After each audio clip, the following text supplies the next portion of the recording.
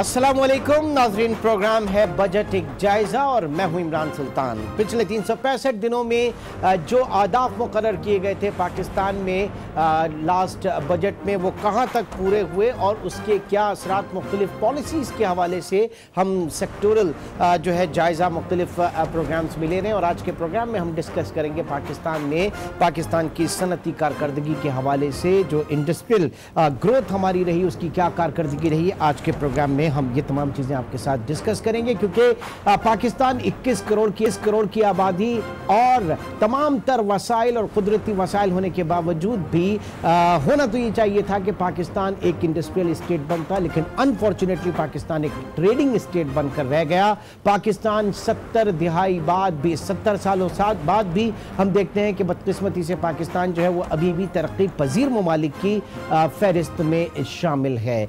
क्या होना चाहिए, पॉलिसीज़ क्या हुकूमत को अपनानी चाहिए, किस तरीके से पाकिस्तान का रिवाइवल होगा, और ये रिवाइवल हम चाहेंगे कि सनती तरक्की के हवाले से। तो आज इसी के ऊपर बहस करेंगे। प्रोग्राम में अपने पैनल का आपसे तारुफ कराता चलूँ। जनाब डॉक्टर हनीफ अजारी, माहिर मुआशियात, इस वक्त हमारे साथ स्टूडियो में मौजूद हैं। हनीफ साहब, बहुत बहुत शुक्रिया हमें ज्वाइन करने का। और उनके बराबर में तशरीफ रखते हैं जनाब हादी अकबर अली, आप डायरेक्टर हैं अमरेली स्टील्स के। हादी अकबर, आपका भी नाज़रीन, आज के मौजू पे ज़रा एक नज़र डालते हैं, क्योंकि आपको पता है कि पाकिस्तान की मईशत का इन्हिसार सनती शोबे की तरक्की पर है और मजमूई कौमी पैदावार में इंडस्ट्रियल सेक्टर का हिस्सा 19% से जायद है, जबकि कुल लेबर का तकरीबन 23% इसी सनती शोबे से मुंसलिक है। आइए एक पैकेज ज़रा देखते हैं पहले।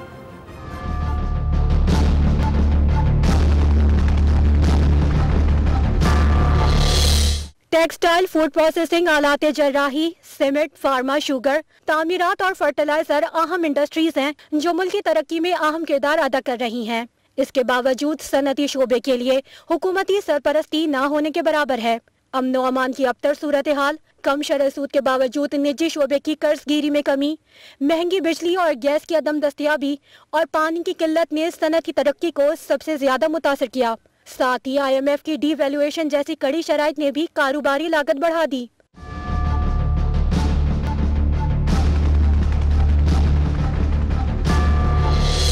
हुकूमत की नाकिस पॉलिसियों की मौजूदगी में सनती पैदावार में इस कदर इजाफा न हो सका जिसकी उम्मीद की जा रही थी। हुकूमत ने 2015 से 2018 तक 3 साला ट्रेड पॉलिसी फ्रेमवर्क तो बनाया, लेकिन सनती तरक्की के लिए आसानियां पैदा न कर सकी, जिसके नतीजे में बरामदी शोबे की हौसला शिकनी हुई और बरामदी मालियत 25 अरब डॉलर से गिरकर 20 अरब डॉलर पर आ गई। दूसरी जानिब पुरतायुश अशिया की दरामद के नतीजे में मुल्क में दरामदात का सैलाब आ गया, जिससे मुकामी इंडस्ट्री बुरी तरह मुतासिर हुई।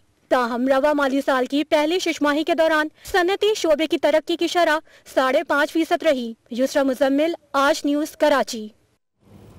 पैकेज आपने देखा। पाकिस्तान में जो सनती तरक्की है वो किस हालात का शिकार है। एक कुछ ज़ाहिर के आंकड़े जो हैं वो बेहतर रहनुमाई करते हैं, बेहतर तर्जुमानी करते हैं। LSM ग्रोथ जो हमें है उसके हवाले से भी हम जानना चाहेंगे क्या परफॉर्मेंस रही। फिस्कल ईयर 2013 की अगर बात करें तो 4.28% इसकी ग्रोथ थी, जो उसके बाद नेक्स्ट ईयर माली साल 2014-15 में 5.39% की इसमें ग्रोथ रही। दैन उसके अगले साल ये थोड़ा सा डिक्लाइन हुई और 3.38% पे रही, जबकि बड़ी सनतों की अफजाइश साल 2016 माली साल 2016 में 3.13% और उसके बाद फिर हमने इसमें इजाफा देखा। अब जाहिर है कि CPEC इस वक्त पाकिस्तान के साथ जुड़ रहा है, तो वो एक बिल्कुल अलग स्टोरी उसकी भी उसमें शामिल होगी। इसी तरह से इस वक्त इसी चीज़ को आगे लेके चलते हैं। हनीफ अजारी साहब, आपसे जानना चाहूँगा कि बदकिस्मती से 7 दिहाइयाँ गुजरने के बावजूद पाकिस्तान एक इंडस्ट्रियल स्टेट नहीं बन सका। हम एक जो तिजारती स्टेट जो है वो बनकर रह गए।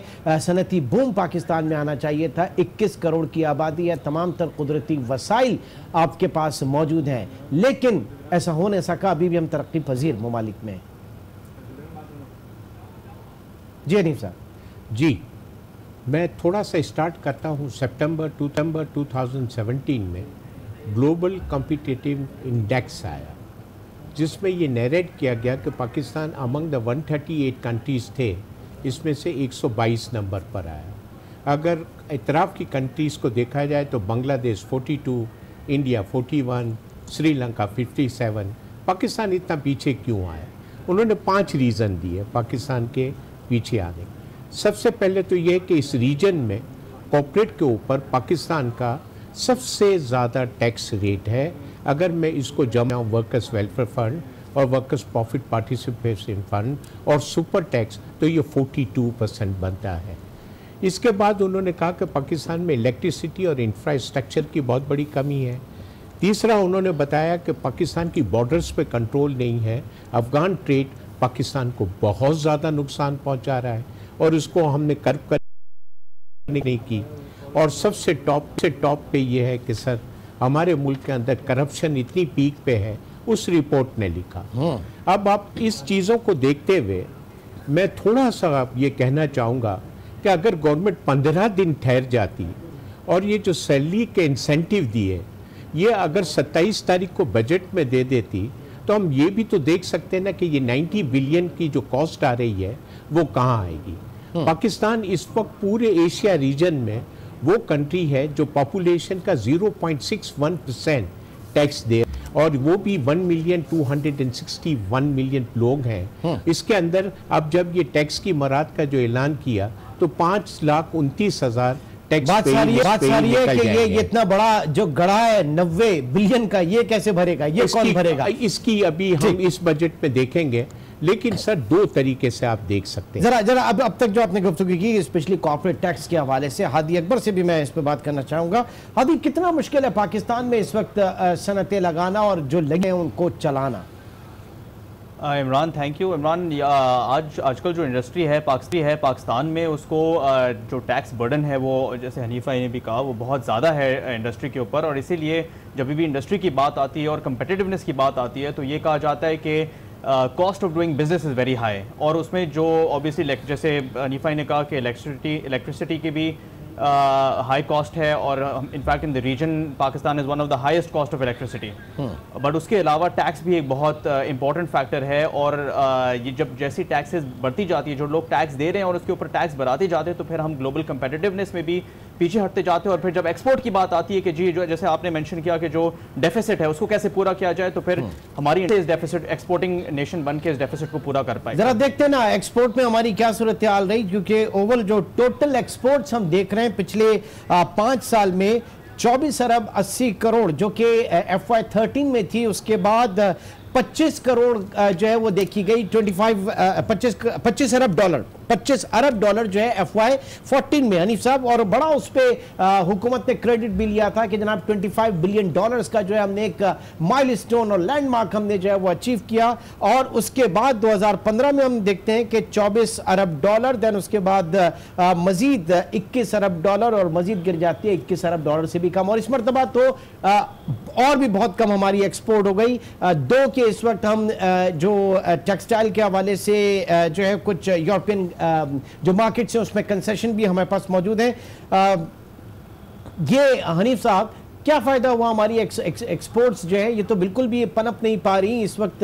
आपकी जो कॉम्पिटिटिवनेस है वो है नहीं। आप रॉ मटेरियल जो इंपोर्ट कर रहे हैं वो इतना महंगा है और इसके ऊपर जो रुपी डॉलर पैरिटी है, जो डिवैल्यूएशन है, उसके भी आपको बेनिफिट नहीं मिल सके, स्पेशली एक्सपोर्ट्स के हवाले से अगर बात करें। जी देखिए सर, अगर आप इंपोर्ट स्टेज पे आ जाए, पाकिस्तान के अंदर सबसे पहली चीज़ तो ये है कि हमने एक्सपोर्ट के अंदर वैल्यू एडिड एक्सपोर्ट पे इतना ध्यान नहीं दिया।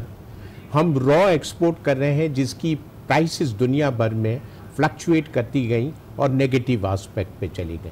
अब इस मुल्क के अंदर जब in order to add the value हम जो ड्यूटी, सेल टैक्स और इनकम टैक्स पे कर रहे हैं 5.5%, इतना ह्यूज इन्वेस्टमेंट हो जाता है एक इंडस्ट्रियलिस्ट के लिए। और एक इंडस्ट्रियलिस्ट के लिए बैलेंसिंग मॉडर्नाइजेशन पे जो मराद मिलती थी वो ख़त्म हो गई। इनिशियल डेप्रिसिएशन को आपने 50 से 25% कर दिया। टैक्स क्रेडिट मिलता था वो ख़त्म कर दिया। सुपर टैक्स आपने इम्प्लीमेंट कर दिया। आपने उनको बजाय कुछ मराद देने के इतना बर्डन इन पर डाल दिया जो कि पाकिस्तान के अंदर इवन दो जैसे आपने कहा कि 19% है GDP का, लेकिन 57% टैक्स रेवेन्यू कलेक्ट करता है ये सेक्टर। इस सेक्टर को अगर ये गवर्नमेंट जो 15 दिन पहले इतनी खुशखबरियां सुना रही थी, ठीक है, अगर 5% वही कम कर देते तो एम्प्लॉयमेंट भी बहुत बढ़ती। कॉर्पोरेट टैक्स के हवाले से बात करेंगे। हादी, कुछ इंडिकेशन मिल रही है क्या? क्योंकि ये जो बजट से पहले अनाउंसमेंट मिफ्ता इस्माइल साहब का, उधर हमारी जो कैपिटल मार्केट है, इक्विटी मार्केट है, उधर भी जो शेयर्स के ऊपर टैक्सेस हैं वहां से रिलीफ मिलने का इम्कान है। फिर सैलरी स्लैब आपके सामने उन्होंने कम किया, कॉर्पोरेट टैक्स रेट के ऊपर भी बात हो रही है। तो ये कैसे मैनेज करेंगे? आप समझते हैं कि वाकई डिलीवर कर पाएंगे, वो भी जाते जाते? और अगर जाते जाते ये डिलीवर करके जा रहे हैं तो फिर डार साहब क्या कर रहे थे पिछले 4 साल? नहीं जी, बिल्कुल इमरान, आई थिंक अगर टैक्स रेट कम किया जाए तो it will boost the industrial sector, और ये करना ज़रूरी है। क्योंकि जब हमने पहले बात की कि इतने ज़्यादा टैक्सेस के साथ इंडस्ट्री को प्रोग्रेस करना बड़ा मुश्किल हो जाता है, और इनकम टैक्स रेट लोअर करना ज़रूरी है। जो आपने बात की कि ये कैसे अपना डेफिसिट पूरा कर पाएंगे जो हर साल होता है, they have to increase the tax base. ये बात होती रहती है अगेन एंड अगेन, मगर फैक्ट ये है कि जो एग्जिस्टिंग टैक्स पेयर्स हैं उन पे बर्डन कम किया जाए ताकि इंडस्ट्री प्रोग्रेस करे, इन्वेस्ट करें, और जो नेट है उसको इंक्रीज किया जाए। ठीक, व्हाट अबाउट एनर्जी सप्लाई? जो इस वक्त बात की जा रही थी पूरे मुल्क में, लोड शेडिंग जो है वो सनतों के लिए नहीं है, गैस की या इलेक्ट्रिक की। आज मेरे ख्याल से कल जो है वो कराची में तालाबंदी की तरफ जा रहे थे यहाँ की सनतें ने। क्या सिचुएशन पिछले 5 साल में क्या हमने गेन किया? फिर अगर हम अपने पावर हाउसेज जो है उनको नहीं चला पा रहे, इलेक्ट्रिसिटी नहीं दे पा रहे, गैस कर्टेल है यहाँ पे, शहरी परेशान है, 90 MMCFD जो है 180 की कर दी है कराची के लिए, क्या कहेंगे इस पर? इमरान, देखिए, इंफ्रास्ट्रक्चर जो है वो बहुत इंपॉर्टेंट है इंडस्ट्री के लिए। इंडस्ट्री तभी लगेगी जब ज़मीन अवेलेबल होगी, बिजली अवेलेबल होगी, गैस एंड पानी, ये 4 बहुत इंपॉर्टेंट चीज़ें हैं। और मैं आज भी जानता हूँ बहुत सारे इंडस्ट्रियलिस्ट को, और अमरीली स्टील्स भी उसमें शामिल है, कि हम इन्वेस्ट करना चाह रहे हैं मगर जहां हमें ज़मीन मिलती है वहां बिजली नहीं होती, और जहां बिजली मिलती है वहां ज़मीन नहीं होती। तो इंफ्रास्ट्रक्चर तो बहुत ही इंपॉर्टेंट है। और अगर इसमें मैं आगे भी जाऊं तो 2-3 और रीजंस है जो इंडस्ट्री को प्रोग्रेस करने के लिए बहुत इंपॉर्टेंट है। दूसरा है आपकी गवर्नमेंट की पॉलिसीज़। अब जब हम गवर्नमेंट की पॉलिसीज़ के बारे में बात करते हैं तो we have to consider globalisation. देखें, we are not ready for globalisation, it may be inevitable. शायद हमें ग्लोबलाइजेशन की तरफ तो जाना ही जाना है, मगर हम अपने खुद के पेस में जाना चाहते हैं। हम दूसरे लोगों से डिक्टेट नहीं होना चाहते कि जी आपने ग्लोबलाइज करना है और आज करना है। So we need a sectoral approach towards industry, कि हम हर सेक्टर को अलग अलग देखें और जो सेक्टर की डायनामिक्स है उसके हिसाब से पॉलिसी बनाएं। अगर वो एक एक्सपोर्ट ओरिएंटेड सेक्टर है तो उनको फैसिलिटेट किया एक्सपोर्ट के अंदर, अगर वो एक्सपोर्ट ओरिएंटेड सेक्टर नहीं है तो हम इंपोर्ट सब्स्टिट्यूशन की तरफ जाएं और ऐसे पॉलिसीज बनाएं जो एक रोड मैप 10 से 15 साल इंडस्ट्रीज को दे, चाहे उनको प्रोटेक्शन की भी जरूरत हो। आप एग्जांपल ले लें इंडिया या चाइना की। इंडिया को आप देखें, उन्होंने 10 साल अपनी इंडस्ट्री को बिल्कुल इंपोर्ट से ब्लॉक रखा है, और जो लोग शायद इस पर अग्री ना करें, मगर आज जो इंडिया का इंडस्ट्रियल बेस है वो इसलिए है कि वो 10 साल the industry took root in India. ठीक है, तो क्या वजह है पाकिस्तान में ऐसा मुमकिन नहीं हुआ कि हमने स्पेसिफिक पॉलिसीज नहीं बनाई, हमने ब्लैंकेट कवर देना शुरू किया, या हमने ब्लैंकेट पॉलिसीज जो हैं वो की और उसके हमें नताइज आज भुगतना पड़े? हनीफ अजारी साहब भी मौजूद हैं जिनसे हम जानना चाहेंगे एक छोटे से ब्रेक के बाद। नहीं पा रही पाकिस्तान, क्यों एक सनती मुल्क नहीं बन पा रहा? हुकूमत का काम जो है वो कंड्यूसिव पॉलिसीज फराम करना होता है, एक पॉलिसी फ्रेमवर्क देना होता है, लेकिन उसमें बदकिस्मती से हमारे जो हुक्मरान है वो नाकाम रहे।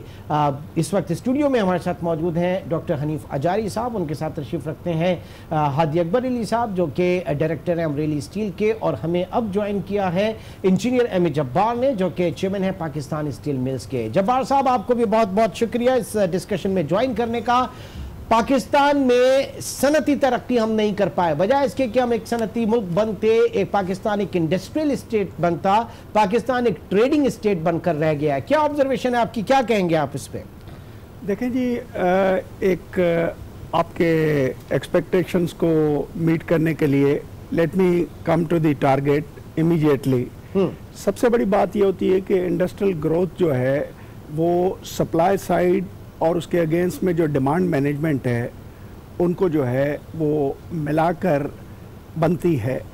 पाकिस्तान में का जो सबसे बड़ा अलमिया है वो ये है कि पाकिस्तान में जो सप्लाई साइड है, जिसको हम थोड़ी देर के लिए शुरू करेंगे इंडस्ट्रियल पॉलिसी, आज से 10 साल पहले जो है इंडस्ट्रियल पॉलिसी बनाने की बातें की गई थी।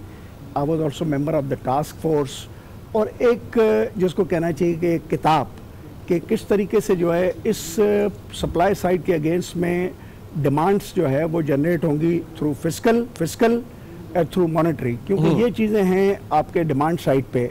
मगर अनफॉर्चुनेटली मेरा ख्याल है कि ये भी एक हकीकत है कि हम उस इंडस्ट्रियल पॉलिसी को एक आर्काइव में रख कर बैठे हुए हैं।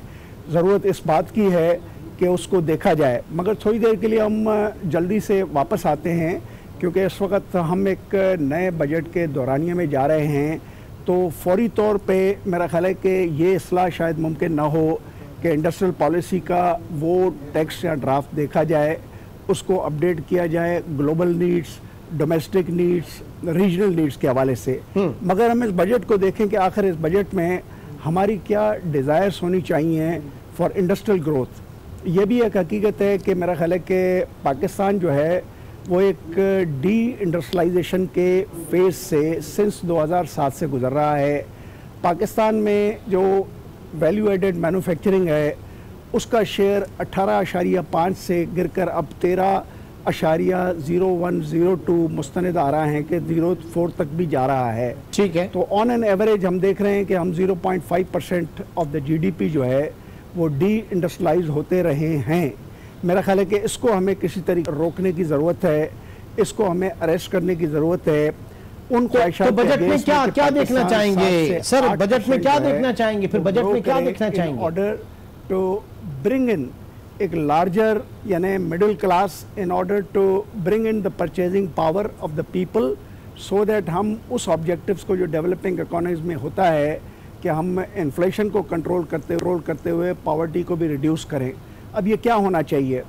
मैं चूँकि एक रिसर्च इंस्टीट्यूट में भी डायरेक्टर हूँ, हमारे अपने ख्याल में कि जो डिमांड साइड है, हम थोड़ी देर के लिए फिस्कल की बात करें जिसको आप बजट कहते हैं, वहाँ पे हमें इसको सीपेक ड्रिवन इनिशिएटिव के तौर पे देखने की ज़रूरत है कि आया सीपेक रिलेटेड हमारे पास क्या डिमांड्स बजट में होनी चाहिए। वेरी सिंपल, देखें ये भी एक हकीकत है कि सीपेक जो है उसको हम कहते हैं कि विन विन सिचुएशन में हमें कन्वर्ट करने की ज़रूरत है।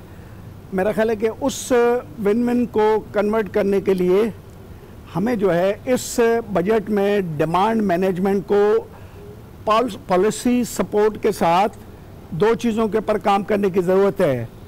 एक हम कहते हैं कि टैक्स रैशनलाइजेशन और दूसरा हम कहते हैं कि टैरिफ रैशनलाइजेशन। ठीक है, आप देखें कि हमें 46 बिलियन डॉलर्स में एक डोमेस्टिक इकोनॉमी को वैल्यू चेन का हिस्सा बनने के लिए 10 से 12 अरब डॉलर की local domestically produce manufacturing goods की सप्लाई करने की ज़रूरत थी।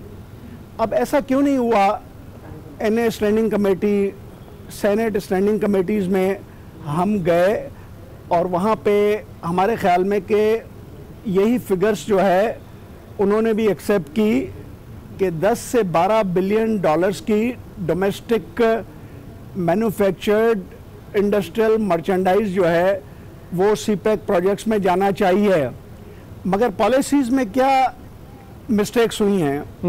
देखें, सबसे बड़ी मिस्टेक क्या हुई है कि सीपेक रिलेटेड प्रोजेक्ट्स को तमाम टैक्स एग्जेम्पशंस दी गई हैं। ठीक। और सबसे बड़ी ख़तरनाक चीज़ ये है जिसको हम कहते हैं कि एक declining instrument in the demand management, वो ये है कि regardless of domestic available manufactured industrial merchandise हमने उसको भी कंसेशन दे दी।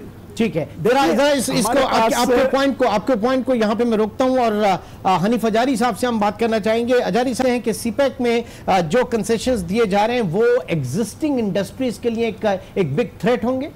सर, इस वक्त पाकिस्तान में जितने भी इन्वेस्टमेंट प्रपोजल हैं जो अपार्ट फ्रॉम सीपेक आ रहे हैं, एक खौफ में है कि अगर वो 9 इंडस्ट्रियल जोन में यही इंडस्ट्री लग गई तो इस इंडस्ट्री का क्या हाल होगा। ठीक है, अभी सीपेक को छोड़ दीजिए, अफगान ट्रेड मुसलसल हमें नुकसान पहुंचा रही है। एक बड़ा सिंपल फेडरेशन ऑफ चैम्बर ने प्रपोजल दिया था कि अफ़गान की जितनी भी कंसाइनमेंट पाकिस्तान में आती है उस पे इनकी ड्यूटी कलेक्ट की जाए 90% और इनको रिफंड जब को वो अफ़गानिस्तान हो जाए तो उनको दे दिया जाए। ये नहीं हुआ, बहुत ज़बरदस्त नुकसान हो रहा है। अब आप सी पैक पे आइए, सुस्त बॉर्डर है एक पाकिस्तान के अंदर जो कि सी पैक से पहले काम कर रही है। आप यकीन माने इस मुल्क में इतना इन्फिल्ट्रेशन हो रहा है वैल्यू एडेड गुड्स का और बगैर ड्यूटी पे वे हो रहा है कि ये इस इंडस्ट्री को खाए जा रहा है। तीसरी चीज़ सर जो कि बहुत ही इंपॉर्टेंट है, हमें इमीडिएट स्केल की बेसिस पे टैक्स को देखना पड़ेगा, इंपोर्ट ड्यूटी को देखना पड़ेगा। इंडिया में अगर आप कोई नया प्रोजेक्ट लगाते हैं तो वो आपको इनिशियल डेप्रिसिएशन 200% देते हैं।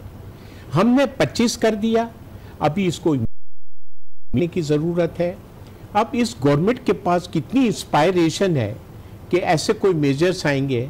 मैं आपसे कह रहा हूँ बजट की तकरीर 15 मिनट की होगी जिसमें 1.9 ट्रिलियन का ये दिखा रहे हैं डेफिसिट। ठीक है, डेवलपमेंट बजट को काट दिया जाएगा। 15 मिनट की शायद हो क्योंकि वो डार साहब जो हैं वो पूरे 2-2 घंटे ले जाते थे। और सर हादी आप अमरेली स्टील जो है वो एक्सपेंशन की तरफ गया, अमरेली स्टील जो है वो बहुत ज्यादा ऑप्टिमिस्टिक, आप अपना आईपीओ भी लेकर आए थे। और इस वक्त पाकिस्तान में हम सीमेंट इंडस्ट्री अगर उठा के देखें तो 100% कैपेसिटी यूटिलाइजेशन के ऊपर है, बहुत ज़्यादा काम हो रहा है पाकिस्तान में ना।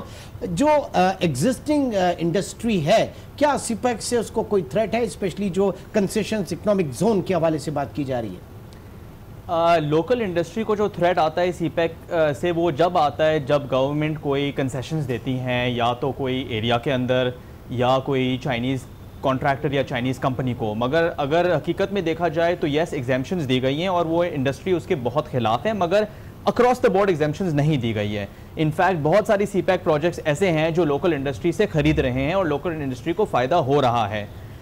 यस, जहां कुछ एरियाज़ में एग्जाम्पशंस दी गई हैं, लोकल इंडस्ट्री ने शोर भी मचाया और उनको और गवर्नमेंट को कहा भी है कि देखें ये सही बात नहीं है, क्योंकि अगर सीपैक का फ़ायदा हमें होना है तो जो लोकल, जहां जो चीज़ लोकल मैन्युफैक्चर हो रही है वो यहीं से मैन्युफैक्चर हो के उस प्रोजेक्ट को जानी चाहिए।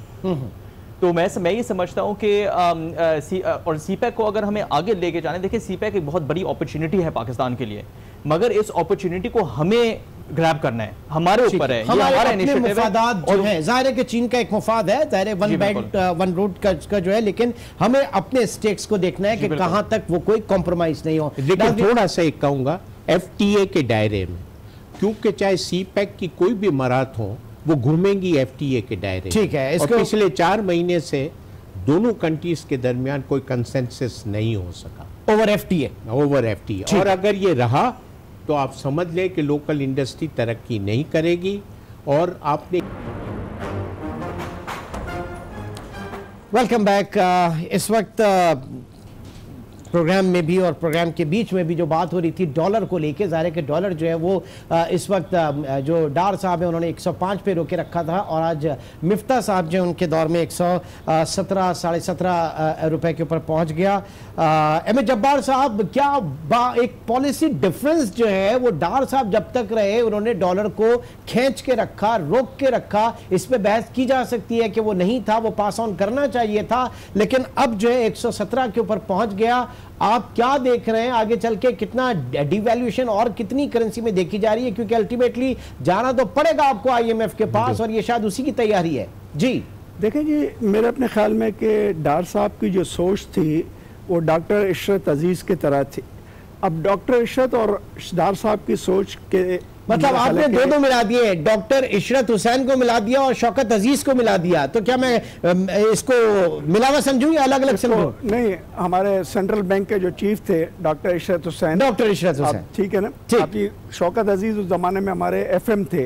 अब देखिए कि इन सोच के हवाले से मेरा ख्याल है कि हम इसको समअप करते हैं कि उनके ख्याल में इम्पोर्ट्स का बढ़ता हुआ रुझान जो है वो एक इन्फ्लेशनरी इफेक्ट भी लाएगा और लोन्स लेने का बढ़ता हुआ रुझान जो है वो एक लायबिलिटी भी जनरेट करेगा। मेरा ख्याल है इन दोनों चीज़ों की मरकजियत जो है उनके जहन का एक हिस्सा थी। बल्कि मेरा ख्याल है डॉक्टर इशरत हुसैन अभी भी यही कहते हैं कि इस लिबरलाइजेशन या मार्केट सेटिंग ऑफ प्रिंसिपल पे पे अगर इस तरीके से रुपए की वैल्यू को आस्ते आस्ते डॉलर के मुकाबले में वीक किया गया तो यहाँ पे इन्फ्लेशन बढ़ेगी और इम्पोर्ट लायबिलिटी जो है इन टर्म्स ऑफ लोन्स जो है उसकी कॉस्ट ऑफ रीपेमेंट भी बढ़ेगी। देखिए इन दोनों चीज़ों में काफ़ी वजन है। अब हम मुफ्ता इस्माइल की तरफ वापस आते हैं। तो जब नई टीम आती है तो वो कुछ एक्सपोर्टर्स के प्रेशर लेती है और पूरी इकोनॉमी को ओवरऑल मैट्रिक्स में समझने के बजाय एक हल निकालती है कि शायद एक्सपोर्ट्स जो हैं इतने बढ़ जाएंगे कि कम होते हुए वे रेमिटेंसेस ठीक और इंपोर्ट्स को किसी तरीके से कंटेन करने में मुआवनत करेंगे। ठीक है, मगर जरा रखते हैं इस सवाल को। हादी अकबर, आप बताइए कि क्या रॉ मटेरियल्स है, क्या आप लोग भी इंपोर्ट करते होंगे, और अगर नहीं करते तो दीगर जो करते हैं कितना मुश्किल हो गया 117 रुपए डॉलर? जी बिल्कुल इमरान, ऑब्वियसली जब डॉलर बढ़ता है तो जब अब्रॉड करते हैं तो उसकी कॉस्ट आगे पास ऑन की जाती है और इसकी वजह से इन्फ्लेशन भी पैदा की जाती है और ये इन्फ्लेशन फिर कंज्यूमर के ऊपर इफेक्ट आता है और and this in turn reduces demand. तो ये एक बड़ा विशियस साइकिल है। मगर जो डॉलर का रेट है ये एक बड़ा ट्रिकी सिचुएशन है क्योंकि एक साइड पे जब डॉलर बढ़ता है तो आपकी डेट सर्विसिंग बढ़ती है जो और आपकी इंपोर्ट का जो ट्रेड डेफिसिट है वो बढ़ता है और वो एक बहुत क्राइसिस सिचुएशन में फिलहाल है गवर्नमेंट के पास। And at the same time अगर आप उस चीज़ को हल करने जाएं और डॉलर रुपये को बढ़ने दें तो फिर आपके एक्सपोर्ट सेक्टर को हेल्प करता है। तो दोनों तरफ से आप देखें तो मुश्किलात है और ये बड़ा ट्रिकी सिचुएशन है। हनीफा जाजी साहब, क्या कहेंगे आप इस सिचुएशन के ऊपर? और दूसरी बात यह कि हिस्टोरिकल लो आपके इस वक्त पॉलिसी रेट है, कितना बेनिफिट हुआ इसका private sector credit off take पे? जी, सबसे बड़ी चीज़ ये है कि मैं इमीडिएटली इस वक्त पाकिस्तान की बैलेंस शीट लिखूं तो $6 बिलियन तो हमें इस IMF और 3 वर्ल्ड बैंक को देने हैं। 6 अरब डॉलर? जी, $3 बिलियन हमें देने हैं कमर्शियल बैंक को, $2 बिलियन देने हैं हमें स्वैप फाइनेंसिंग अरेंजमेंट, ठीक है, और $1 बिलियन देने हैं दूसरे इदारों को हमें फाइनेंस करना। इस वक्त आप अगर कहते हैं कि मेरा 11.8 बिलियन का रिजर्व है, हाँ, तो मैं बिल्कुल कैलकुलेट करके देता हूं कि $750 मिलियन आप खसारे में, सही, उसको हम टेक्निकल इंसॉल्वेंट कहते हैं हमारी अकाउंटेंट की जबान में। तो इस वक्त आपके पास कुछ नहीं है। मुस्लिम लीग की गवर्नमेंट ने जब ये टेक ओवर किया था तो 42 बिलियन का हमारे ऊपर एक्सटर्नल डेट्स थे, आज 85 बिलियन के हैं। 12% से अगर हमने डीवैल्यू किया है तो ये 94 बिलियन के ऊपर हो गए। तो what ever the incremental advantage आप लेना चाह रहे थे वो तो पहले ही दिन आपने दे दिया। देखें, इंटरनेशनल मंडी, इंटरनेशनल मार्केट इतने बेवकूफ़ नहीं है कि वो आपको उसी प्राइसिंग पे करेंगे। उन्होंने ऑलरेडी प्रेशर डालना शुरू कर दिया है कि आप अपनी इंटरनेशनल प्राइसेस कम करें। तो जो आप समझ रहे हैं कि इतना बड़ा फ़ायदा होगा वो नहीं होगा। और बिल्कुल, जबकि वैल्यू एडेड जैसे जब्बार भाई ने बताया कि 18% है, तो आप कहाँ इतनी उसमें कर सकेंगे। और कल जो हमने आपको बताया कि बीजिंग में IMF के सरबराह ने एक बहुत बड़ी बात कह दी। उसने कहा कि पाकिस्तान के अंदर हर आदमी इस वक्त सेलिब्रेट कर रहा है कि CPEC will be A game changer, लेकिन हम आपको सिर्फ इतना कहना चाहते हैं, उसने कहा कि पाकिस्तान बहुत बड़ी कोलेटरल डैमेज बनेगा, बहुत बड़े कोलेटरल डैमेज की तरफ इशारा किया है इस वक्त IMF चीफ ने। और यकीनी तौर से आगे आने वाले प्रोग्राम में इसके ऊपर हम मजीद जो है वो चर्चा करेंगे। इस वक्त हनीफा जारी साहब, हादी अकबर और एम ए जब्बार साहब, आप तीन हजरात का बहुत शुक्रिया। नाज़रीन, आपसे इंशाल्लाह कल मुलाकात होगी। अपना बहुत ख्याल रखिएगा।